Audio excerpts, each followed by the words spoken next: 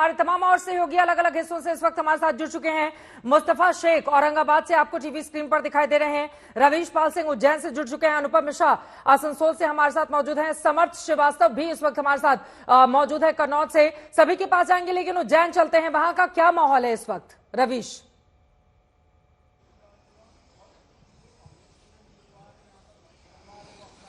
देखिए चित्रा जी, सबसे पहले तो आपको दिखा देते हैं मॉक पोल जो है वो शुरू हो गया है उज्जैन लोकसभा सीट पर, क्योंकि 7 बजे से मतदान होना है। तो और ये जो आदर्श मतदान केंद्र है, यहाँ पे हम इसलिए मौजूद हैं क्योंकि यहाँ पर कुछ ही देर बाद मध्य प्रदेश के मुख्यमंत्री मोहन यादव, जो यहाँ से स्थानीय विधायक भी हैं, वो यहाँ पे अपने मताधिकार का प्रयोग करने पहुंचेंगे। तो उनके आने से ठीक पहले ये यहाँ पे सुरक्षा जांच भी हो चुकी है और अब जो है मॉक पोलिंग की सुविधा शुरू हो गई है। और मॉक पोलिंग जो है वो तमाम कांग्रेस और बीजेपी या तमाम जो राजनीतिक दल हैं उनके प्रतिनिधि यहाँ पे आकर के मॉक पोलिंग देख रहे हैं। जब हम बात करते हैं उज्जैन की या फिर आज मध्य प्रदेश में आप देखा जाए चित्रा जी, तो ये आज अंतिम चरण का मतदान है। चौथे चरण के साथ ये मध्य प्रदेश की आज 8 सीटों पे लोकसभा चुनाव होना है और इसके बाद एमपी की सभी 29 सीटों पे मतदान संपन्न हो जाएगा। फिर सीधे 4 जून का इंतजार होगा। जिस जगह पे हम ये मौजूद हैं, ये एक तरीके से देखा जाए तो बीजेपी की सबसे मजबूत सीटों में से एक मानी जाती है। साल 1984 से लेकर साल 2019 तक सिर्फ 2 मरतबा ऐसा हुआ है जब यहां से भारतीय जनता पार्टी को छोड़ करके कांग्रेस के उम्मीदवार को जनता ने चुना हो। 84 और 2009 ये 2 चुनाव थे जिसमें उज्जैन की जनता ने कांग्रेस के सांसद को जिताया था। तब से लेकर लेकिन अब तक 8 बार बीजेपी यहां से जीत दर्ज करती रही है। और अब क्योंकि अब तो मुख्यमंत्री मध्य प्रदेश का उज्जैन से है, तो जाहिर सी बात है संघ हो या भारतीय जनता पार्टी हो, पूरी ताकत झोंक दी गई है कि यहाँ पे जीत का एक बड़ा मार्जिन बनाया जाए और एक संदेश देने की कोशिश की जाए कि मुख्यमंत्री की सीट पे भाजपा वैसे भी इस सीट पे बहुत मजबूत रही है, लेकिन क्योंकि मुख्यमंत्री की सीट है तो भाजपा के लिए जाहिर सी बात है नाक का सवाल है मार्जिन यहाँ पे बड़ा करना। और वैसे भी आज जिन 8 सीटों पर मतदान होना है मध्य प्रदेश की, इन 8 सीटों पर 2019 में बीजेपी ने जीत दर्ज की थी, लेकिन इस बार इंदौर समेत कुछ सीटों को अगर देखा जाए तो वैसे तो 5 से 6 सीटों पे बीजेपी आश्वस्त नजर आ रही है अपनी जीत को लेकर, लेकिन इंदौर में जिस तरीके से कांग्रेस के उम्मीदवार ने पार्टी छोड़ी, बाद में उसने भाजपा ज्वाइन कर ली, तो वहां पे अब जीत के मार्जिन को लेकर के थोड़ा सा जो है डामाडोल स्थिति बीजेपी की दिख रही है। बीजेपी ये मान के चल रही है कि पिछली बार जब इंदौर लोकसभा सीट पे रिकॉर्ड वोटों से बीजेपी के सांसद जीते थे, शंकर ललवानी जो कि उम्मीदवार भी है इस बार भी, तो इस बार ये जीत का मार्जिन शायद थोड़ा कम हो जाए क्योंकि मुकाबला अब सामने कुछ बचा नहीं है। बीजेपी ये मान के चल रही है कि अब मुकाबला नहीं बचा है तो जीत का मार्जिन और ज्यादा बढ़ जाएगा। तो इंदौर सीट पे भले ही बीजेपी जीत को लेकर आश्वस्त हो, लेकिन रिकॉर्ड अंतर से वो जीत पाएगी, इसे लेकर के स्थिति थोड़ी सी वहां डावाडोल है। खरगोन और धार ये 2 लोकसभा सीटें हैं और एक रतलाम, जहां पे आदिवासी वोट बैंक जो है कहीं ना कहीं वो थोड़ी चोट करता दिख रहा है भाजपा को। लेकिन अगर हम ओवरऑल देखें तो हाल ही में क्योंकि विधानसभा चुनाव संपन्न हुए हैं मध्य प्रदेश में 2023 के अंत में ही, और उसके कुछ महीनों बाद ये लोकसभा चुनाव हो रहे हैं, तो जो ये सीटें आती हैं इन तमाम 8 लोकसभा सीटों की जो विधानसभा सीटें हैं उनमें से ज्यादातर पे बीजेपी का कब्जा, और बीजेपी ये मान के चल रही है कि उसके लिए 2019 के साथ ही 2024 की जो राह है वो पहले के मुकाबले कहीं ज्यादा आसान है, क्योंकि 2019 में तो सरकार कांग्रेस की थी, लेकिन इसके बावजूद इन इलाकों की लोकसभा सीटों पे बीजेपी ने कब्जा किया था। तो इस बार तो सरकार भी बीजेपी की है और जनता जब एक बड़ा मैंडेट दे चुकी है कुछ महीने पहले ही, तो ऐसा कोई दूसरी वजह नहीं है कि कुछ महीनों बाद जनता का मोहभंग बीजेपी से हो जाए। इसलिए बीजेपी इन 8 सीटों पे अपनी जीत को लेकर फिलहाल आश्वस्त नजर आ रही है। लौटूंगी आपके पास। इस वक्त दिग्गजों के चेहरे मैं दिखा रही हूं। कन्नौज से समाजवादी पार्टी के उम्मीदवार हैं अखिलेश यादव, एसपी मुखिया उनके प्रत्याशी दांव पर। हालांकि पहले वो ये सीट से चुनाव जीत चुके हैं, लेकिन इस बार सुब्रत पाठक के सामने वो पूरा दमखम दिखा रहे हैं। 2019 के चुनाव में सुब्रत पाठक ने डिंपल यादव को, अखिलेश यादव की पत्नी को हरा दिया था। अखिलेश यादव मैनपुरी से उम्मीदवार, पहले ही मैनपुरी में चुनाव संपन्न हो चुके हैं। गिरिराज सिंह बेगूसराय से उम्मीदवार हैं। सुबह सुबह पूजा पाठ करते हुए बढ़ैया, जो उनका पैतृक गांव है, वहां पर मंदिर में सुबह सुबह ईश्वर का आशीर्वाद लेने के लिए पहुंच गए। आसनसोल से टीएमसी उम्मीदवार हैं शत्रुघ्न सिन्हा। दमखम यहां पर पूरा दिखाने की कोशिश उनकी ओर से की जा रही है। उपचुनाव में भी उन्होंने जीत हासिल की थी। असदुद्दीन अवैसी हैदराबाद से लगातार 2004 से वो सांसद हैं। एक बार फिर से माधवी लता उनके सामने कड़ी और बड़ी टक्कर देने की कोशिश कर रही हैं। क्या होगा असदुद्दीन अवैसी का, यह बड़ा सवाल है। महुआ मोइत्रा कृष्णानगर से टीएमसी के उम्मीदवार हैं। वर्तमान दुर्गापुर से बीजेपी के उम्मीदवार हैं। दिलीप घोष पूर्व अध्यक्ष रह चुके हैं वो भारतीय जनता पार्टी के। और ये भी तमाम चेहरे जो इस वक्त हम आपको टीवी स्क्रीन पर दिखा रहे हैं। अलग अलग हिस्सों से हमारे तमाम सहयोगी इस वक्त हमारे साथ जुड़े हुए हैं। मुस्तफा शेख हमारे साथ जुड़े हुए हैं औरंगाबाद से, लेकिन आसनसोल उसके पहले चलते हैं। हमारे साथ अनुपम मिश्र जुड़े हुए हैं आसनसोल से। आसनसोल की लड़ाई भी इस बार बड़ी दिलचस्प दी गई। पहले पवन सिंह को टिकट दिया बीजेपी ने, बाद में उन्होंने चुनाव लड़ने से इनकार कर दिया, फिर उसके बाद एसएस अहलुवालिया को उतार दिया गया। मौजूदा वक्त में क्या है वहां के समीकरण, क्या है मुद्दे, जिसके बारे में आप बताएंगे। शत्रुघ्न सिन्हा के सामने कितनी बड़ी चुनौती, अनुपम? जी बिल्कुल चित्रा, लेकिन सबसे पहले आपको मेरे पीछे का चित्र दिखाता हूँ वोटिंग सेंटर में अभी से, लेकिन लोगों की भीड़ यहाँ पर लग चुकी है। इंतजार हो रहा है 7 बजने का, 7 बजते ही यहाँ पर लेकिन जो पोल है वो शुरू हो जाएगा और उससे पहले ही लगातार यहाँ पर लोगों का जो आने का सिलसिला है वो शुरू हो चुका है। अब अगर हम समीकरण की बात करें, आसनसोल सीट कभी भी तृणमूल कांग्रेस की पारंपरिक सीट नहीं रही। एक समय तक लगातार 2009 तक यहाँ पर लेफ्ट फ्रंट का बोलबाला रहा। बहुत ही एक सख्त गढ़ माना जाता रहा था आसनसोल को। हालांकि पूरे पश्चिम बंगाल में एक समय लेफ्ट काफी अच्छे पोजीशन पे रही बहुत लंबे समय तक, लेकिन 2014 और 2019 दो लोकसभा चुनाव में आसनसोल में बीजेपी ने जीत दर्ज की। और 2014 की अगर बात करें तो उस वक्त बीजेपी का जो वोट शेयर था वो भी बिल्कुल कम था और सिर्फ एक सांसद थे दार्जिलिंग, और दार्जिलिंग के अलावा जो दूसरी जीत दर्ज की गई थी वो आसनसोल सीट थी। यहाँ से बाबुल सुप्रियो ने जीत दर्ज की। 2019 में भी उन्होंने इस जीत को दोहराया। तो लेफ्ट के बाद बीजेपी की सीट हुई, लेकिन बाबुल सुप्रियो के छोड़ने के बाद जो उपचुनाव हुए, बाईपोल हुए, वहां पर शत्रुघ्न सिन्हा को टीएमसी ने खड़ा किया, क्योंकि यहाँ का जो समीकरण है, अगर वोटर समीकरण की बात करें तो लगभग 50% के आसपास की आबादी जो हिंदी भाषी हैं उनकी है। खासतौर पर बिहार, झारखंड और यूपी से जो माइग्रेंट वर्कर्स और लेबर्स आए हुए हैं उनकी फैमिलीज यहाँ बस गई हैं सालों से। तो ये जो 50% हिंदी भाषी लोगों का आंकड़ा है, इसकी वजह से शत्रुघ्न सिन्हा को यहाँ टीएमसी ने खड़ा किया। अग्निमित्रा पॉल को खड़ा किया था बीजेपी ने, 2022 में उपचुनाव हुआ, लेकिन बीजेपी से ये सीट टीएमसी ने उस वक्त छीन ली और रिकॉर्ड मार्जिन से शत्रुघ्न सिन्हा को यहाँ से जीत मिली थी, लगभग 3 लाख वोटों से। इस बार भी तृणमूल कांग्रेस की ओर से शत्रुघ्न सिन्हा को खड़ा किया गया है, जबकि बीजेपी की ओर से सबसे पहले सबको पता है कि पवन सिंह को अनाउंस किया गया था, लेकिन एक दिन के भीतर ही उन्होंने अपना जो नाम था वो वापस ले लिया। इसके बाद काफी समय तक यहाँ पर उधेड़बुन बनी रही कि किसको खड़ा करेगी बीजेपी का, और अंततः एसएस अहलुवालिया जो पिछली बार बगल की दुर्गापुर और बर्धमान सीट से जीते थे उनको यहाँ से नॉमिनेट किया गया। दरअसल वो भूमिपुत्र भी कहलाते हैं यहाँ के, उनकी पढ़ाई लिखाई वगैरह सब आसनसोल से हुई है। बांग्ला, भोजपुरी, हिंदी, पंजाबी, इन सब भाषाओं में काफी अच्छा बोलते हैं। तो ये सोचकर बीजेपी ने एसएस अहलुवालिया को यहाँ से खड़ा किया है।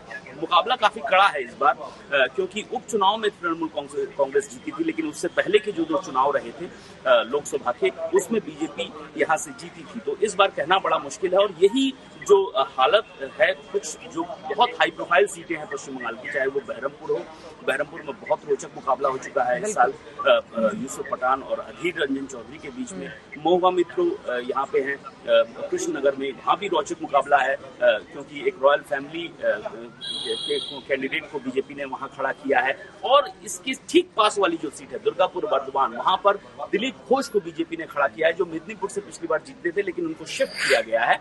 ये जीती हुई सीट थी, लेकिन बहुत कम मार्जिन था दुर्गापुर बर्धमान सीट का, सिर्फ 2500 वोटों का मार्जिन था। एसएस अहलुवालिया वहां से जीते थे, लेकिन इस बार वहां पर कीर्ति आजाद को खड़ा किया गया है तो टीएमसी की ओर से। तो इस बार कई सीटों पर काफी कड़ा मैं बंगाल लौट कर आऊंगी, महत्वपूर्ण जानकारी आप दे रहे हैं, लेकिन उसके पहले दर्शक इस वक्त देख रहे हैं महाराष्ट्र का हाल।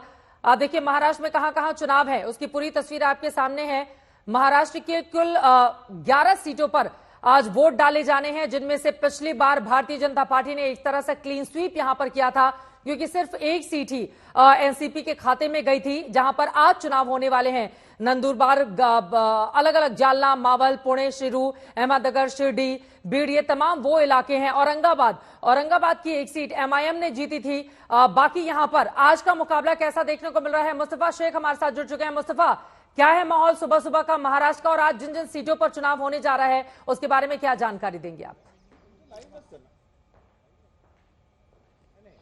बिल्कुल, जैसे आपने बताया कि पिछली बार आप 2019 में काफी ज्यादा सीटें जो हैं वो बीजेपी ने महाराष्ट्र में जीत हासिल की थी। इस बार डायनेमिक बदले हैं। शिवसेना, आप कह सकते हैं कि शिवसेना यूबीटी, शिवसेना एकनाथ शिंदे है, राष्ट्रवादी कांग्रेस के भी 2 फैक्शन हो चुके हैं। ऐसे में आप कह सकते हैं कि एक तरह से डेमोग्राफी जो है पॉलिटिक्स की वो बदली है। वोटर्स इस चीज को कैसे रिस्पॉन्ड करते हैं ये देखना रहेगा। शिरूर में अमोल कोल्हे हैं जो आप कह सकते हैं शरद पवार फैक्शन के एक लीडर हैं। बीजेपी की जो वरिष्ठ नेता है पंकजा मुंडे बीड़ से, उनका जो चुनाव है वो भी आज ही के दिन आप कह सकते हैं वोटिंग होने जा रही है। औरंगाबाद में इम्तियाज जलील का आपने जिक्र किया, एमआईएम के, वो जीते थे, लेकिन इस बार शिवसेना यूबीटी से आप कह सकते हैं चंद्रकांत खैरे हैं, उनको चैलेंज कर रहे हैं शिवसेना एकनाथ शिंदे फैक्शन के जो सिटिंग मंत्री थे अभी राज्य में, संदीपन भूमरे। तो ये आप कह सकते हैं कि यहाँ पर ट्रायंगुलर फाइट औरंगाबाद में देखी जा रही है और ये काफी इंपॉर्टेंट आप कह सकते हैं कि मराठवाड़ा रीजन जो है महाराष्ट्र का वो माना जाता है। इसलिए औरंगाबाद कौन जीतता है इसका भी मूल्य होगा। साथ ही साथ जो आज 11 सीटों पर चुनाव होने जा रहा है उसमें कई इंपॉर्टेंट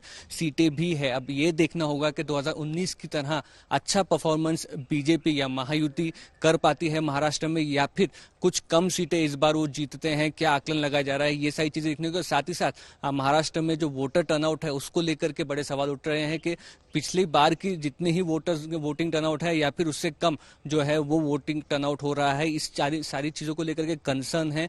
दूसरा सवाल ये भी है कि कई महाराष्ट्र में कई पार्टियां ऐसी है, शिवसेना यूबीटी और एकनाथ शिंदे, शिवसेना यूबीटी और शरद पवार फैक्शन के, जिनको सिंबल भी पार्टी का जो है वो नया सिंबल मिला हुआ है। सालों से जो वोटर एक सिंबल पर वोट कर रहे हैं, क्या वो आप कह सकते हैं अवेयरनेस इन्फॉर्मेशन सिंबल लोगों तक पहुंचा है? तो ये सारी चीजें आप कह सकते हैं कि काफी ज्यादा इंपॉर्टेंट है। और कई बार लॉ एंड ऑर्डर सिचुएशन भी औरंगाबाद में देखा गया है। एमआईएम और आप कह सकते हैं शिवसेना के लोग एक साथ भिड़ते हुए नजर आए, शिवसेना के दोनों फैक्शन इस चुनाव प्रचार के दौरान एक साथ भिड़ते हुए नजर आए। तो ये सारी चीजें आप कह सकते हैं कि यहाँ पर नजर रखने वाली होगी आज। अब महाराष्ट्र से लेकर चलते हैं देश के सबसे बड़े सूबे उत्तर प्रदेश में। हमारे साथ समर्थ जुड़े हुए हैं। समर्थ, एक तरफ कन्नौज से प्रतिष्ठा दांव पर लगी हुई अखिलेश यादव की, हालांकि अपने राजनीतिक जीवन की शुरुआत भी उन्होंने यहीं से की थी। देखिए यूपी में कहां कहां चुनाव हो रहे हैं वो दिखा रहे हैं। कन्नौज, कानपुर, अकबरपुर, बहराइच, मिश्रकुन्ना, फर्रुखाबाद, इटावा, शाहजहांपुर, खीरी, धौरहरा, सीतापुर, हरदोई। और पिछली बार भारतीय जनता पार्टी ने एक तरह से क्लीन स्वीप किया था इन तमाम जगहों पर।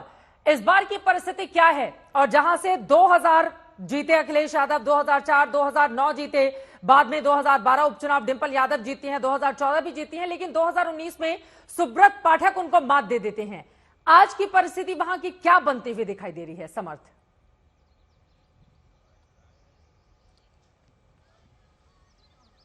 चित्रा, देखिए ये बहुत दिलचस्प हो गया है। कन्नौज जिसको इत्र नगरी कहा जाता है वो अपनी महक से किस दल को महकाएगी, लेकिन इतना तय है कन्नौज में कि ये चुनाव मोदी की गारंटी बनाम मुलायम की विरासत का कन्नौज में है, ये बात साफ है। राम मनोहर लोहिया ने सबसे पहला चुनाव यहां से जीता और यहां से सांसद बने। हालांकि उसके बाद 98 से अगर आप बात करेंगे तो समाजवादी पार्टी के इस गढ़ को कोई ध्वस्त नहीं कर पाया। बदलाव कब हुआ? 2019 में, जब सुब्रत पाठक ने यहां से डिंपल यादव को हराया और यहां के सांसद बने। और इस बार मैदान में खुद आ गए हैं सपा के राष्ट्रीय अध्यक्ष अखिलेश यादव। अब ये चुनाव इतना दिलचस्प इसलिए भी हो गया है क्योंकि यहां पर चुनाव अखिलेश बनाम सुब्रत पाठक का हो गया है। फिलहाल जानकारी के तौर पर बताऊं आपको, 7 बजे से पोलिंग यहां भी शुरू होनी है। तस्वीर पोलिंग स्टेशन की भी मैं दिखाने की कोशिश करूंगा। आप देखेंगे अगर ये पोलिंग स्टेशन है, यहां पर अभी धीरे धीरे जो लोग हैं वो आने शुरू हुए हैं, लेकिन 7 बजे तक हम मान सकते हैं कि संख्या बढ़ेगी। और अंदर पुलिस व्यवस्था भी है, पुलिस के कर्मी भी तमाम अंदर तैनात किए गए हैं और इसी रास्ते से जाते हुए अंदर पोलिंग होनी है। तो कहानी यहाँ पर यह है, 7 बजे से पोलिंग होती है। और सबसे बड़ी नजर इस बात पर भी रखी जाएगी कि प्रतिशत क्या होता है, क्योंकि आपने पिछले चरणों में देखा है प्रतिशत किस तरह से घटा है। और अगर आप कन्नौज की बात करते हैं तो जाति समीकरण बहुत बड़ा फैक्टर यहाँ पर होता है। यहाँ ब्राह्मण और यादव तो अच्छे खासी संख्या में है ही है, लेकिन यहाँ जो जाटव वोटर है उसकी भी अच्छी खासी संख्या है। एक तस्वीर अंदर की भी दिखा दें। देखिए पुलिसकर्मी यहाँ पर तैनात किए गए हैं, अपनी अपनी ड्यूटी पर यहाँ पर तैनात है। और लगभग 7 बजे जो है यहाँ मतदान शुरू हो जाएगा और ये मतदान केंद्र है। देख सकते हैं हम, साफ सफाई सारी व्यवस्था यहाँ पर की गई है। लेकिन जैसा कि मैंने बताया चित्रा कि जो समीकरणों की बात है वो किस तरह से फिट बैठते हैं। और ये जो चरण पूरे यूपी के लिए है ये बहुत जरूरी इसलिए है क्योंकि बीजेपी ने पिछली दफा इसी चरण में पूरी क्लीन स्वीप की थी, उसमें कन्नौज भी आता था। लेकिन इस बार कन्नौज की टक्कर को इसलिए बड़ा माना जा रहा है क्योंकि ये कहा जा रहा है कन्नौज में कि यहाँ के जो व्यापारी हैं उनके अपने मसले हैं, तो कुछ लोगों को जो प्रधानमंत्री मोदी की जो बेनिफिशियरी स्कीम्स हैं उनके भरोसे कहीं ना कहीं सुब्रत पाठक को आगे देखते जा रहे हैं। कई तस्वीरें सुब्रत पाठक की नाराजगी को लेकर भी हैं, लेकिन जहां पर प्रधानमंत्री मोदी का चेहरा आता है शायद जो थोड़ी बहुत नाराजगी गली में या मोहल्लों में रहती है वो कुछ हद तक दूर हो जाती है। लेकिन जब अखिलेश यादव का यहाँ से नामांकन होता है तो एक बड़ी तस्वीर साफ होती है। हालांकि इससे पहले समाजवादी पार्टी तेज प्रताप यादव को यहाँ से उतारना चाहती थी, लेकिन पार्टी में ही विरोध हुआ और लोकल लीडरशिप ने ही कहा कि आप यहाँ से चुनाव लड़ें वरना ये चुनाव कहीं ना कहीं फंस जाएगा। उसके बाद अखिलेश यादव ने आनंद फानंद में फैसला लिया कि हाँ अब यहां से मैं ही चुनाव लड़ूंगा और तेज प्रताप का नाम पीछे किया गया और अखिलेश का नाम यहां पर आगे किया गया। कन्नौज इसलिए भी बेहद अहम है, इत्र जो व्यापारी हैं उनके अपने मसले हैं, जीएसटी की समस्या से लेकर तमाम बातों को लेकर वो खुलकर मुकर रहे हैं। लेकिन क्या ये चुनाव प्रधानमंत्री मोदी के चेहरे पर है या फिर कहीं ना कहीं जो समाजवादी पार्टी का गढ़ कहा गया या अखिलेश यादव जो अपने काम यहाँ के गिनाते रहे हैं, जिसको सुब्रत पाठक कहते हैं कि वो जो उन्होंने काम यहाँ पर किए वो एक मुख्यमंत्री के तौर पर किए, तो वहीं अखिलेश यादव कहते हैं जो काम उनके द्वारा यहाँ किए गए उनको आगे बढ़ाने का काम नहीं किया गया सरकार द्वारा। तो तमाम आरोप प्रत्यारोप दोनों ही दलों द्वारा लगते रहे हैं। हालांकि बसपा भी मुकाबले में कहीं ना कहीं यहाँ कन्नौज से है, लेकिन जो मेजर फाइट है चित्रा वो अखिलेश बनाम सुब्रत की कन्नौज में देखी जा रही है। यह अहम जानकारी दी है। मैं फौरन लौटूंगी। अलग अलग हिस्सों से लगातार हमारे सहयोगी पल पल की जानकारी आप तक पहुंचा रहे हैं। रवीश पाल सिंह उज्जैन से मौजूद हैं, अनुपम मिश्रा हमारे साथ जुड़े हुए हैं, शशि भूषण, मुस्तफा शेख, समर श्रीवास्तव और भी हमारे सहयोगी जुड़ते हुए चले जाएंगे, जिनसे हम जानेंगे कि चौथे चरण को लेकर क्या है एक तरफ चुनाव आयोग की तैयारी ताकि मतदान प्रतिशत बढ़ाया जा सके और कौन कौन से दिग्गज हैं जिनकी प्रतिष्ठा दांव पर लगी हुई है।